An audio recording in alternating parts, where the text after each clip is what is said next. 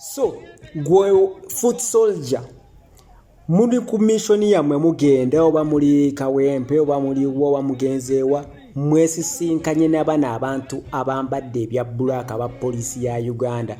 Gwe tofaayo kwawula unit ki mu counter terrorism. Gwe ky'omanya abo ba counter terrorism badiringa n'abatujju n'abayeekera.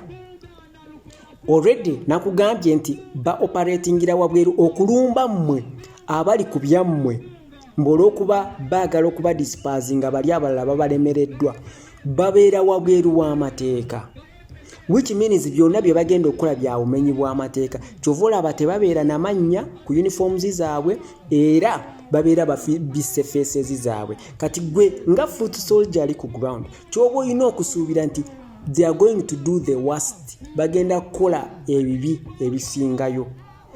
N'ekirala ky'oba olina okumanya nti oda evudde waggulu abantu batono nnyo mu Uganda, ate mu Uganda police batono, the number is small. Ky'ova olaba era baleeta emmotoka, bayinza oleeta emmotoka 4-5.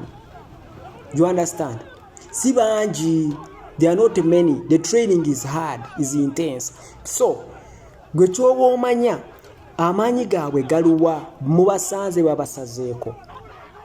Disperse. Already bana abasajja mujjukire nti International Human Rights Organization zabateekako dda emisango egy'okubanga bawamba abantu ne babatwala ne babasiba awatali musango ate ne babatulugunya.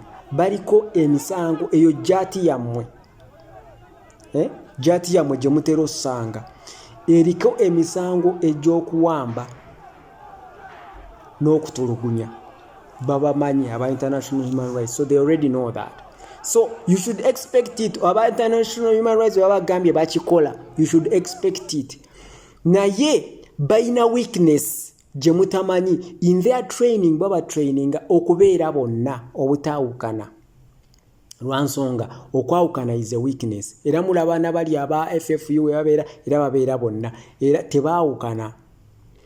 Kati amaanyi gammwe n'obunafu bw'abali kwawukana.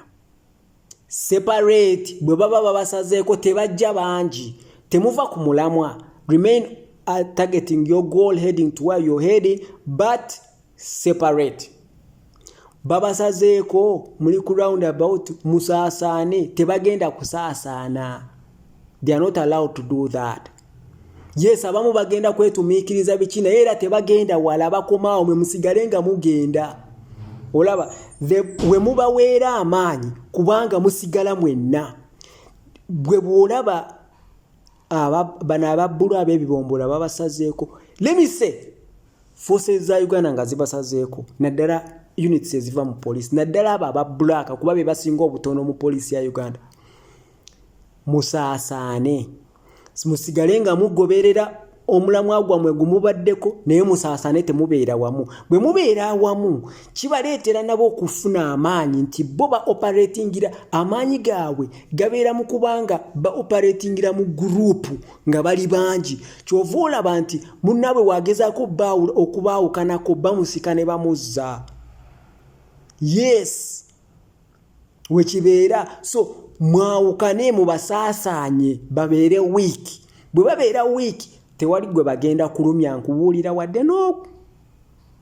Musaasaane. Don't go face on with bana abantu abayina emmundu. Bana abantu ba trainingibwa kubanga badiringa na batujju. Already baba deployinze temuli batujju. That is already kimenya mateeka kubanga ba deployinze team ediringa n'abatujju okubanga ediringa n'abatuuze okukola omulimu ogwa unit endala. Oba byenjogera mu bitegeera. Bana abantu abambala black, abasirikale abambala black oba abasirikale abambala ebya bbulu, amaanyi gaabwe gali mu kubanga bali wamu. Bwe baba babalumbye musobola obbanafuya nga musaasaana. Bwe muba mugenda oba mugenda ku point B musigale nga mugenda ku point B naye wano we muba meeting the face on mwe musaasaane.